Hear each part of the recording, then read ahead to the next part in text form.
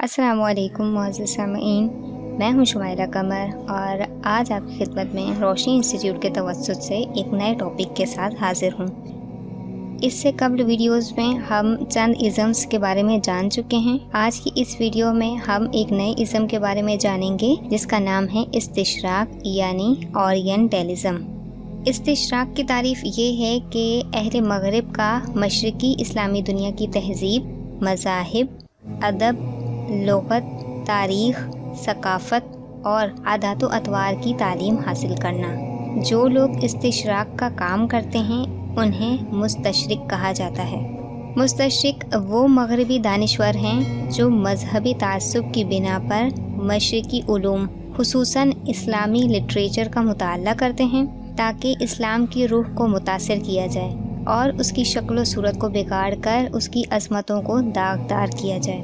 استشراق کی تاریخ کو بھی جان لیتے ہیں کہ صلیبی جنگوں کے بعد 1312 عیسوی میں یورپ کے اہل علم نے ایک کانفرنس میں یہ طے کیا کہ مشرقی علوم کو اپنے تعلیمی اداروں کے نصاب میں شامل کیا جائے۔ اس فیصلے کے تحت 5 یورپی جامعات میں عربی اور اسلامی علوم کی تعلیم شروع کر دی گئی۔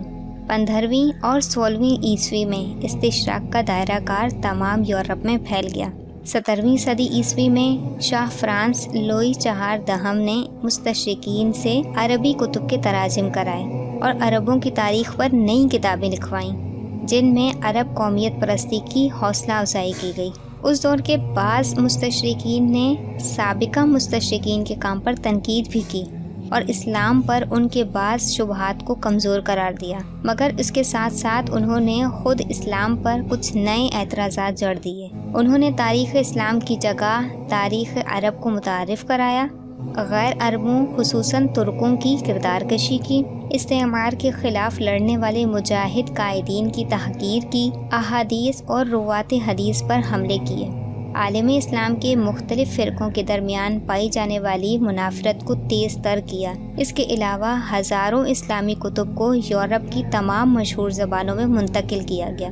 مستشرقین نے ایسے موضوعات پر بھی کام کیا جن کی مسلمان اہل علم نے تعریف کی ہے۔ نایاب اسلامی متون تلاش کر کے تصحیح کے ساتھ انہیں ازسر نو طبع کرایا، مگر اس کے ساتھ ساتھ ان گنت کتابیں خصوصاً عرب ممالک کے عوام سے خرید کر یا لوٹ کر یا کتب خانوں سے چوری کر کے یورپی دنیا میں بھیجے گئے۔ مستشرقین کے اہداف کی بات کر لی جائے تو ان کے کچھ اہداف ہیں جو کہ یہ ہیں: اسلام کو موجودہ یہودیت اور نصرانیت سے ماخوذ قرار دینا، یعنی اسلام آخری اور آفاقی مذہب نہیں بلکہ سابق مذاہب کی نقالی ہے، نعوذ باللہ۔ رسالت میں شک پیدا کرنا، مستشرقین حضور نبی کریم صلی اللہ علیہ وسلم کی رسالت میں شکوک و شبہات پیدا کرتے آ رہے ہیں۔ کہتے ہیں کہ رسول اللہ صلی اللہ علیہ وسلم ایک کامیاب مفکر اور قائد تو تھے مگر ان کا سچا پیغمبر ہونا یقینی نہیں، استغفر اللہ۔ قرآن مجید میں شکوک پیدا کرنا، اس ضمن میں عموماً یہ ثابت کرنے کے لیے زور لگاتے ہیں کہ قرآن پاک رسول اللہ صلی اللہ علیہ وسلم کی تصنیف ہے، کوئی آسمانی کتاب نہیں۔ حدیث میں شک پیدا کرنا، مستشرقین کا بڑا نشانہ حدیث نبوی صلی اللہ علیہ وسلم ہے۔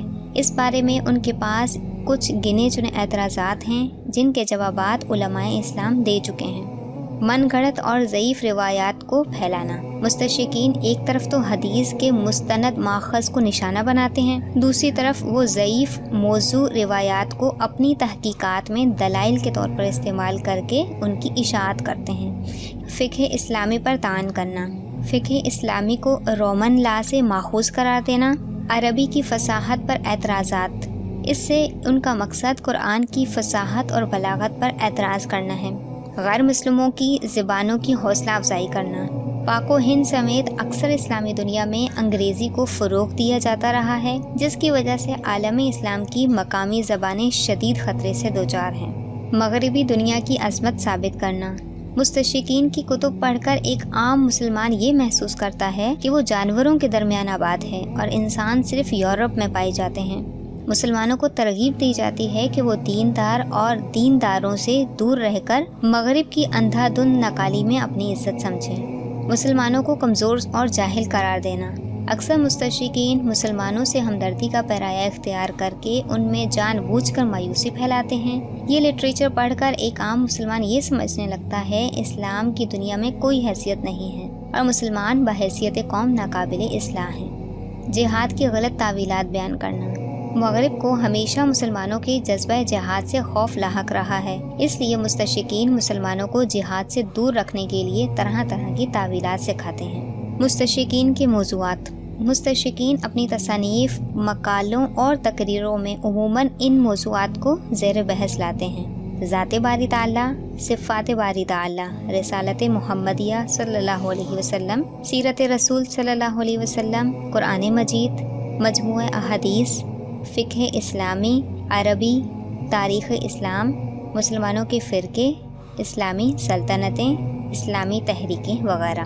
یہ تو تھی مستشرقین کے حوالے سے چند اہم معلومات۔ انشاءاللہ تعالیٰ اگلی ویڈیو میں ہم ایک نئے ازمز کے بارے میں جانیں گے۔ اللہ عز و جل سے دعا کرتے ہیں کہ وہ ہمیں ان فتنوں سے محفوظ فرمائے اور دین اسلام کی خدمت کرنے کی توفیق عطا فرمائے۔ آمین بجاہ النبی الامین۔